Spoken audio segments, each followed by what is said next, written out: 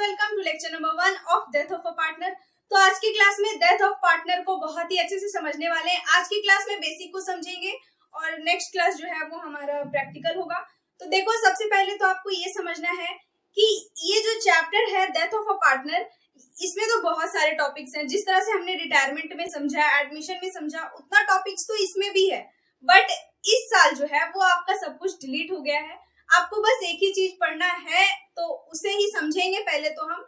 पर आज इससे पहले, मतलब चैप्टर को स्टार्ट करने से पहले इसका थोड़ा इंट्रोडक्शन हो जाए, इसके बारे में थोड़ा हम जान लेते हैं, उसके बाद स्टार्ट करते हैं। ठीक है, तो देखो, सबसे पहले होता क्या है कि जब हम रिटायरमेंट पढ़ रहे थे तो उस टाइम पे हमने क्या जाना था कि जब कोई पार्टनर, जैसे एडमिशन के टाइम में पढ़े थे कि जब कोई पार्टनर आता है तो अपने साथ गुडविल लेके आता है और कैपिटल लेके आता है। ठीक है, तभी उसे फर्म में हिस्सा मिलता है।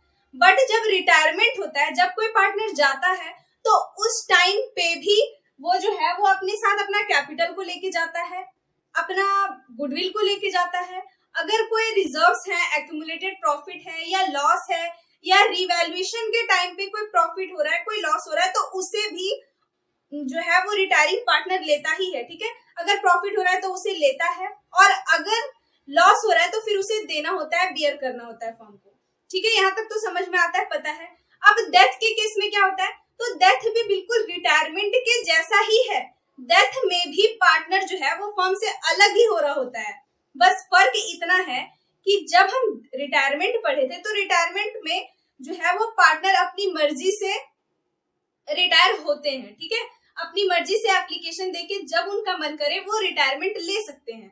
बट यहाँ डेथ में क्या होता है कि पार्टनर अपनी मर्जी से रिटायर नहीं हो रहा, बल्कि नेचुरली वो फर्म को छोड़ रहा है। मतलब नेचुरली उसका जो है डेथ हो जाता है किसी भी कारण से। डेथ का कारण से हमें यहाँ पे कोई लेना देना नहीं है, बस हमें अकाउंटिंग ट्रीटमेंट समझना है। ठीक है, तो सबसे पहले तो हमें ये जानना होगा कि इस क्लास में, जैसे कि हमने अकाउंटिंग ट्रीटमेंट ऑफ रिटायरमेंट, मतलब रिटायरमेंट के टाइम पे जो हमने जाना था कि सबसे पहले तो हमें पार्टनर का न्यू प्रॉफिट शेयरिंग रेशियो का कैलकुलेशन करना पड़ता है। तो यहाँ पे भी न्यू प्रॉफिट शेयरिंग रेशियो का कैलकुलेशन होता है। बट हमें यहाँ पे जो सबसे मेन जानना है, जो वो क्या है, वो है डिसीज पार्टनर का प्रॉफिट में शेयर। ठीक है, डिसीज पार्टनर मतलब जो पार्टनर का डेथ हो रहा है। चलो, बहुत बातें हो गई, अब हम बोर्ड पे देखते हैं। मान लेते हैं कि ए, बी और सी जो है वो पार्टनर्स हैं और इनके बीच का प्रॉफिट शेयरिंग रेशियो जो है वो 5:3:2 है। ठीक है, यहाँ तक तो क्लियर है, कोई प्रॉब्लम नहीं है। अब हुआ क्या कि मान लेते हैं कि सी का जो है वो डेथ हो जाता है। ठीक है, तो सी यहाँ पे हमारा क्या कहलाएगा, डिसीज्ड पार्टनर। ओके, सी को ही हम यहाँ पे डिसीज पार्टनर बोलेंगे, मतलब मृतक साझेदार। और जो बाकी पार्टनर्स हैं जो रह गए हैं, इन्हें हम बोलेंगे रिमेनिंग पार्टनर। ओके, तो देखो, सबसे पहले तो यहाँ पे आपको समझना है कि सी का जब डेथ हो गया है तो सी का शेयर का क्या किया जाए। सी का जो यहाँ पे 5:3:2 जो 2 यहाँ पे इसे शेयर मिल रहा है, इसका क्या होगा। तो इसमें आपको अगर न्यू प्रॉफिट शेयरिंग रेशियो का कैलकुलेशन करना है और सी अगर जा रहा है तो सिंपल आप हटा दोगे और न्यू प्रॉफिट शेयरिंग रेशियो 5:3 हो जाएगा। ठीक है, जैसे कि हमने उस क्लास में भी किया था, रिटायरमेंट के टाइम पे भी किया था। ठीक है, और अगर बात हो जाए कि आपको गेनिंग रेशियो कैलकुलेट करना है, तब तो और भी ज्यादा मजेदार है। जैसे हम गेनिंग रेशियो वहां पे कैलकुलेट कर रहे थे, जैसे यहाँ तो हमें न्यू रेशियो तो समझना ही है। देखो, मैं अभी आपको शॉर्ट में समझा देती हूँ। और तो क्लास तो आपने देखा ही है ना, रिटायरमेंट वाला। तो रिटायरमेंट वाला, अगर रिटायरमेंट का कॉन्सेप्ट क्लियर है, इसका मतलब डेथ तो आप तुरंत सीख जाओगे। तो न्यू पार्टनर, न्यू रेशियो का कैलकुलेशन कैसे होता है। देन हम यहाँ पे और भी जानते हैं कि गेनिंग रेशियो का कैलकुलेशन कैसे होगा। फिर है, हमें जानना है थर्ड नंबर, जानना नहीं है, मतलब न्यू रेशियो और गेनिंग रेशियो पूछा तो नहीं जाएगा वैसे डेथ में। अगर पूछ दे तो सिंपल है, जैसे रिटायरमेंट था सेम वैसा ही डेथ का भी होने वाला है। जो पार्टनर डेथ हो रहा है उसके शेयर को हटा देना है, सिंपल है, हो गया आपका न्यू रेशियो। और अगर यहाँ पे पता चल जाए कि जो डेथ हो रहा है पार्टनर, इसका शेयर ए भी ले रहा है, बी भी ले रहा है, तो फिर उसमें क्या करते हैं, तो देख लेना रिटायरमेंट में जो रिटायरमेंट का गेनिंग रेशियो का कैलकुलेशन है, न्यू रेशियो का कैलकुलेशन का जो क्लास था ना, उसे एक बार देख लेना अगर नहीं आता है तो। ठीक है, वैसे ही बनेगा, बिल्कुल सेम। और फिर यहाँ पे रिजर्व्स या कुछ प्रॉफिट या लॉस है, एक्यूमुलेटेड प्रॉफिट या लॉस, तो वो भी यहाँ पे होता है। बस फर्क इतना है कि आपको ना यहाँ पे इन सभी चीजों का कैलकुलेशन नहीं करना पड़ेगा। क्यों? क्योंकि सीबीएसई ने आप पे मेहरबानी कर दिया है और इन सभी चीजों को साइड कर दिया है। ठीक है, ये सभी चीजें अभी आपको नहीं जाननी है। आपको यहाँ पे रिवैल्यूएशन भी बनाना मिल सकता है बनाने के लिए। ठीक है, और फिर 5 नंबर में आपका आता है, इसे बोलते हैं interim profit. Okay, interim profit क्या होता है, तो इंटरिम इंटरिम प्रॉफिट का मतलब होता है कि जैसे कि हम सभी जानते हैं कि जो हमारा अकाउंटिंग ट्रीटमेंट हम सभी करते हैं वो सब जो है वो फाइनेंशियल ईयर के लास्ट डेट को होता है, ठीक है। फाइनेंशियल ईयर के लास्ट डेट को, फाइनेंशियल ईयर मतलब कि 31 दिसंबर हो सकता है या 31 मार्च हो सकता है, तो हम सभी जो है वो लास्ट डेट को जो है वो अकाउंटिंग ट्रीटमेंट करते हैं, यहाँ तक तो हमें पता है। लेकिन जब मान लो कि यहाँ पे ऐसे हमारा फॉर्म चल रहा है कि 1 अप्रैल 2022 को हमारा जो है वो स्टार्ट हुआ है फाइनेंशियल ईयर और जो कंप्लीट हुआ है इसका एंड डेट क्या होगा 31 मार्च 2021, ठीक है, मान लेते हैं। और बीच में ही कभी मान लेते हैं कि 1 अगस्त को जो है वो डेथ हो गया है सी का, ठीक है।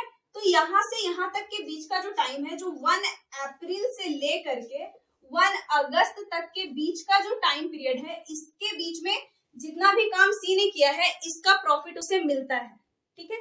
सी तो मर जाता है, सी को नहीं मिलता, मतलब सी के जो एग्जीक्यूटर होता है, ठीक है, एग्जीक्यूटर समझते हो ना, इसका जो नॉमिनी होता है, इसका जो उत्तराधिकारी होता है उसे मिलता है प्रॉफिट, ठीक है। तो इस टाइम पीरियड के बीच का जो प्रॉफिट होता है ना, इसे ही इंटरिम प्रॉफिट कहते हैं। आई बात समझ में?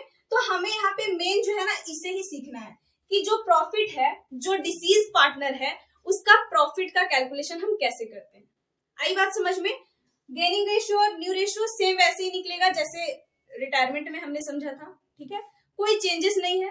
रिजर्व और प्रॉफिट एंड लॉस रिवैल्यूएशन ये सब आपको नहीं जानना। आपको अभी जो है आपके सिलेबस में जो बस दिया हुआ है वो क्या है, calculation of disease partner share, ठीक है, इन प्रॉफिट में उनका क्या शेयर है डिसीज पार्टनर का, ये ठीक है। यहाँ तक तो समझ में आ गया, कोई प्रॉब्लम नहीं है।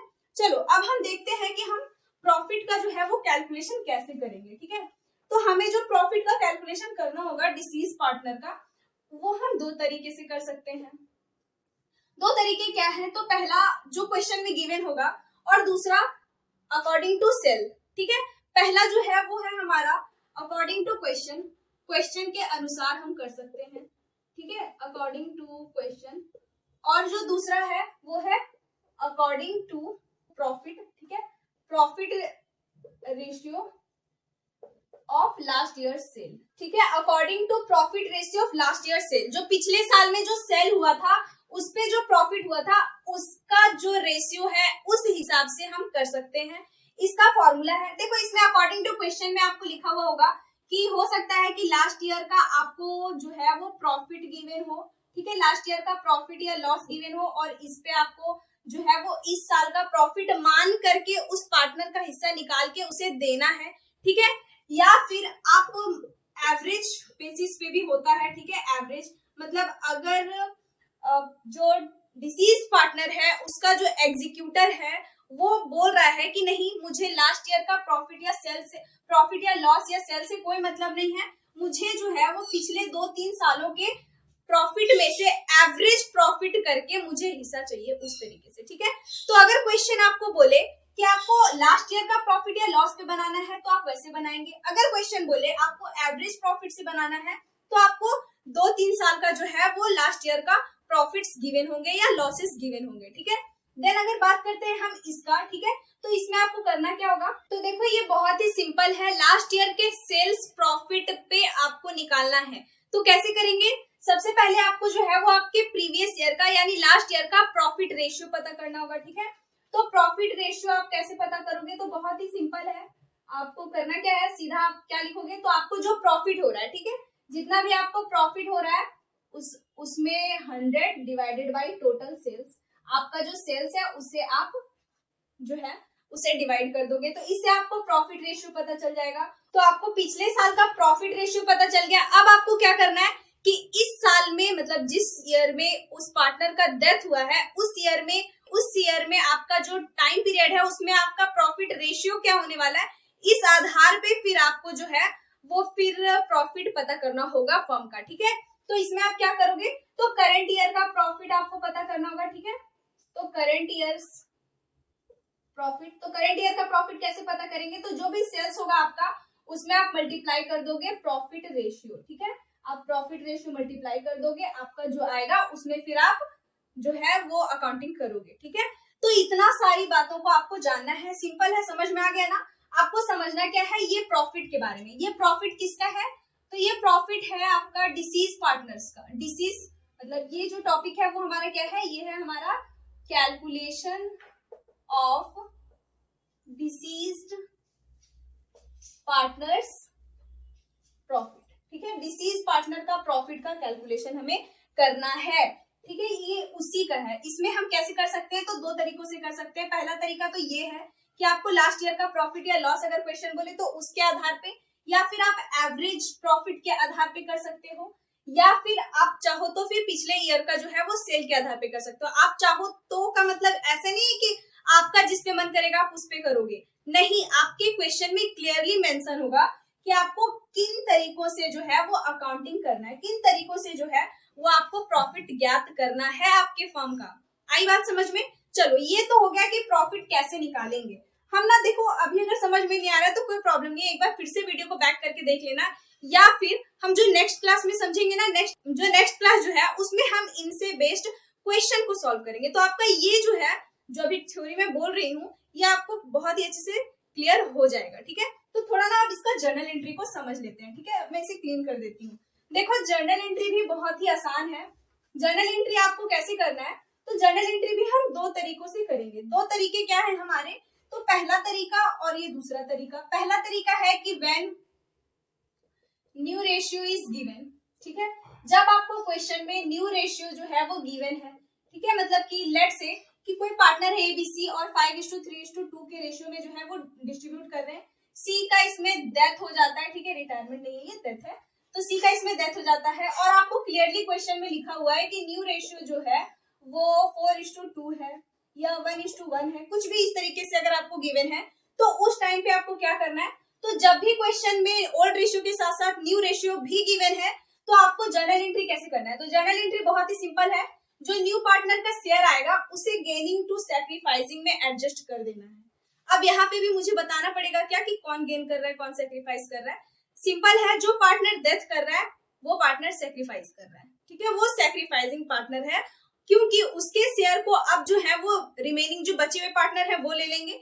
तो जाहिर सी बात है, जो बचे हुए पार्टनर है, जो रिमेनिंग पार्टनर है, वो गेन कर रहे हैं, और जो पार्टनर का डेथ हो गया वो सैक्रिफाइस कर रहा है। ठीक है, तो जब भी आपको न्यू रेशियो गिवन हो तब आपको क्या करना है, तो गेनिंग पार्टनर जो है वो इसके शेयर को एडजस्ट कर लेंगे। मतलब गेनिंग पार्टनर जो है वो किन्हें देंगे, जो डिसीज्ड पार्टनर जो है उन्हें देंगे उनके शेयर को। लेट से कि जो डिसीज्ड पार्टनर है ना, उनका जो है वो प्रॉफिट आया है 1000 रुपीज, और ये इनका जो गेनिंग रेशियो है वो 2:3 है। ठीक है, ये गेनिंग रेशियो है ए और बी का, और ये डिसीज पार्टनर कौन है, सी। तो ये 1000 को जो है ना वो ए देगा और बी भी देगा। ठीक है, तो यहाँ पे आपका क्या हो जाएगा, 1000 को 2/5 में ए देने वाला है, और यहाँ पे 400 ए देने वाला है, और बाकी का जो 600 है वो बी देने वाला है। ठीक है, तो वही यहाँ पे होगा एस कैपिटल अकाउंट डेबिट, बीस capital account debit to C's capital account. आई बात समझ में? इस तरीके से। ओके, तो मैं यहाँ पे गेनिंग पार्टनर्स कैपिटल अकाउंट को हम करेंगे डेबिट, और टू जो डिसीज पार्टनर है, ठीक है, deceased partners capital account. Okay, या फिर आप सैक्रिफाइसिंग पार्टनर भी लिख सकते हो, या रिटायरिंग पार्टनर तो होता ही है, बट कोई बात नहीं। ठीक है, सैक्रिफाइसिंग पार्टनर बोलते हैं डिसीज पार्टनर। ओके, आई बात समझ में? ये होता है जब आपको न्यू रेशियो गिवन हो, और एक केस हो जाएगा आपका कि when new ratio is not given, जब आपको जो है वो न्यू रेशियो जो है वो नहीं गिवन है। ठीक है, तो उस टाइम पे क्या करोगे, तो सिंपल है, अगर न्यू रेशियो नहीं गिवन है तो पता कैसे चलेगा कि कौन पार्टनर जो है वो इसके प्रॉफिट को दे रहा है। तो वहां पे हमें पता नहीं रहता है कि कौन क्या कर रहा है, तो सिंपल है, हम उसमें क्या करते हैं, profit and loss suspense account create करते हैं, और उसे फिर हम करते हैं debit, profit and loss suspense account debit to deceased partner capital account. ठीक है, ये कब होता है, जब प्रॉफिट हो। ठीक है, कैपिटल अकाउंट जब प्रॉफिट होता है तब जो है वो पार्टनर का कैपिटल बढ़ता है। तो जब डिसीज पार्टनर के शेयर में प्रॉफिट आया है तब हम ये वाला एंट्री करते हैं, कैपिटल को बढ़ाते हैं उसका। लेकिन जब अगर लॉस हो जाए तो ये तो प्रॉफिट हो गया, अगर लॉस हो जाए तो सिंपल है, इसे उल्टा कर देना है, डिसीज पार्टनर्स कैपिटल अकाउंट को हम कर देंगे डेबिट। ठीक है, डिसीज पार्टनर्स कैपिटल अकाउंट को कर देंगे डेबिट, और टू में हम क्या लिखेंगे, तो यही profit and loss suspense account. अगर लॉस हुआ है तो उस केस में, आई बात समझ? तो इस तरीके से हम करेंगे अकाउंटिंग ट्रीटमेंट, जबकि जर्नल एंट्री हमें करना होगा। ठीक है, तो जल्दी से स्क्रीनशॉट ले लो। हम नेक्स्ट क्लास में जो है ना इस पे बेस्ड क्वेश्चन को सॉल्व करेंगे, तो आपको ये कॉन्सेप्ट बहुत ही अच्छे से समझ में आ जाएगा। ज्यादा बड़ा तो हमारा इसका क्लास होने नहीं वाला, 2 लेक्चर्स होने वाले। पहला हो गया, अब एक और होगा जिसमें क्वेश्चन को सॉल्व करेंगे। ठीक है, छोटा क्वेश्चन भी सॉल्व करेंगे और एक अगर आप कहोगे तो बिग क्वेश्चन भी सॉल्व कर लेंगे। ठीक है, सो तब तक के लिए बाय बाय।